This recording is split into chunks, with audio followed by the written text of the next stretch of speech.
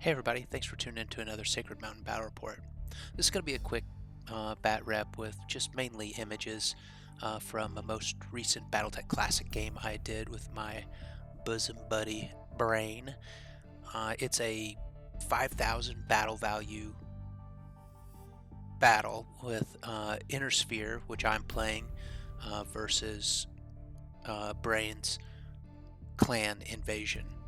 I kind of wanted to encapsulate a little bit of Napoleon's philosophy that quantity has a quality all of its own, and so I took a lot of mechs from left to right.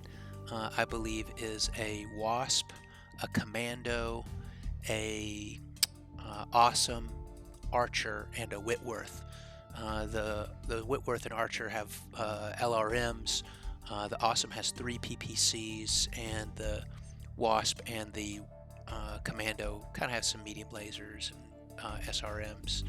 I think Flamer also on the Commando.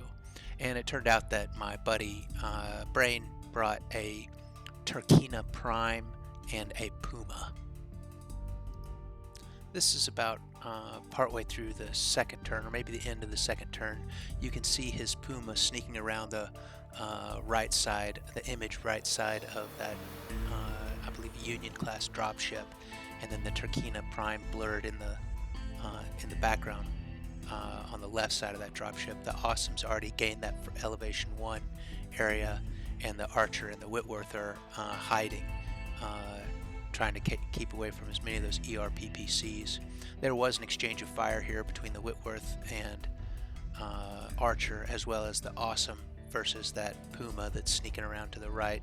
Everybody pretty much had partial cover. Pretty good shots from the Awesome and the Archer. I think the Whitworth missed, and then the Turkina Prime could see the Awesome. My Wasp and Commandos were acting like flankers on the far left side and really didn't get to participate till about turn 3. Here's a little closer, a little bit better, I guess, focused shot of that Turkina Prime sneaking around the edge of that dropship and the Puma on the right. Here you can see the Turkina did get a little damage from that exchange and subsequently backed off. Here's an overview of the battle. You can see in the upper left corner my Commando. I'd never done this before, but I was really scared of that Turkina. That Commando ran around and went prone, so he couldn't be seen by those clan mechs, and the Puma backed up so they could kind of concentrate their forces. I advanced into onto the plateau, and you can see my Wasp now has hidden behind that radar dish, and we're grouped up pretty well. Trying to kind of concentrate forces myself, but also just trying to suffer the hits from only one of those mechs at a time. We're shooting here. I think this is the turn that the Awesome really did well. The Turkina kind of split its fire between several of the mechs. It had some poor shooting. Now that Puma, thankfully we weren't exposed to it, because you can see it's on the other side of that dropship and the fuel tanks.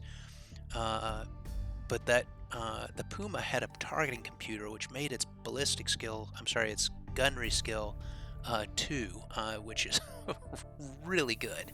The Awesome with its 3 PPCs, I think blew off a PPC in this round of that Turkina with a lucky, rolled a 12 on a crit, so I got to roll 3 crit locations. I think that was this turn. Yeah, my Awesome here got hit with a lot of things from the Turkina Prime, but because he was behind that cliff, the ERPPC, which would have done 15 damage to one of his legs, I think it either missed or it hit the cliff side rather than his legs. Yeah, this first turn of shooting, I think I did quite a bit of damage to that Turkina Prime, but you can see that it still has 2 armor in that left arm, which I believe houses its ERPPC, so it must have been a subsequent turn that I was able to really hit it with that crit. Okay, I think I skipped a turn of photographing.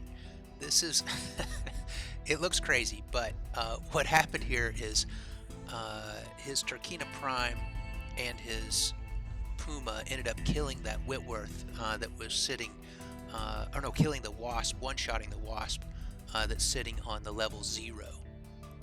I subsequently killed, that was the previous turn, and on that turn I totally botched the movement, and the Turkina Prime ended up getting behind, I think, the Awesome and the Commando, because I didn't know that it hadn't moved yet, and I had positioned to shoot the Turkina, but was able to get some good shots in on that Puma, which is pretty light, but they were able to kill the Whitworth that was on that little plateau next to the radar dish, as well as inflict 20 damage on my Archer, which subsequently failed a piloting skill roll. And the Awesome and the Turkina Prime are actually back to back.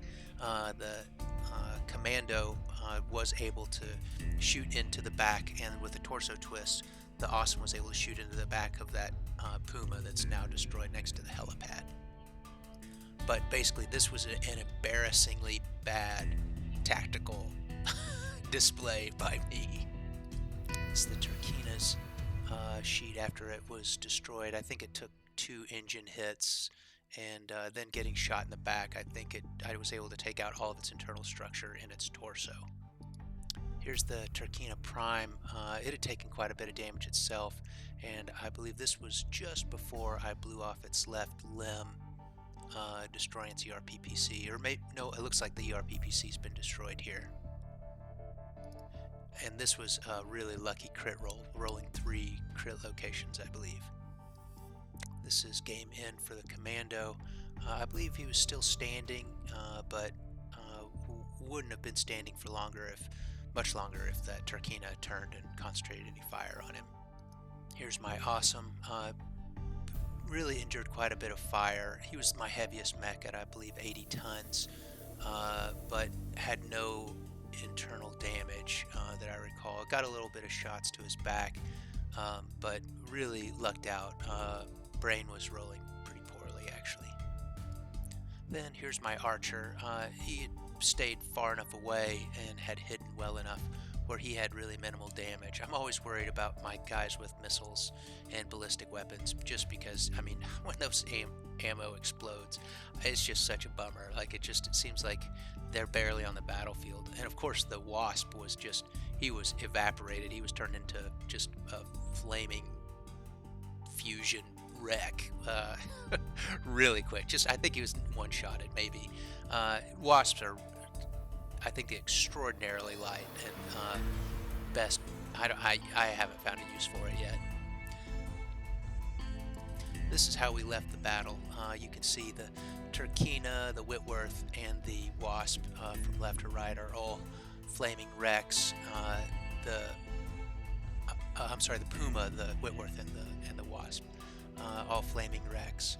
And I forgot to mention that dang 90-ton assault mech of the clan has jump capability. You can see it jumped right there. Had a great battle. It's always fun to play Battletech with Brain. He's such a great opponent. And I don't know if you guys are interested in seeing Battletech, all 7 of my subscribers. I can do better battle reports that are not just pictures, maybe add some special effects if you're interested. I have some other Battletech content on the channel, mainly my Archer Diorama build that I'll link below. And if you're interested, maybe I can do a terrain tutorial on how I made those hills with the Proxon wire cutter, and I'll also link how a YouTube video that I used to make the trees. Basically, I bought these pipe cleaners from Amazon, used a lighter to kind of burn off the trunks, snipped it with my sprue nippers, and then used Sculpey based on a cut up plastic card or credit card pieces that are hexagonal. Used the Sculpey, molded it down, pressed the trees into the Sculpey, and then baked it at 275 for 15 minutes, and they turned out pretty good. All right, everybody. Hey, thanks for tuning in to another Sacred Mountain Battle Report. I know it was quick, but thanks again for watching. Thanks again for tuning into this quickie. I'd like to know if you guys want to see any more BattleTech content. And this is just a teaser. There is one more BattleTech video I'm planning, but I've just barely started it. You'll just have to figure out what it is for yourself. Thanks for watching.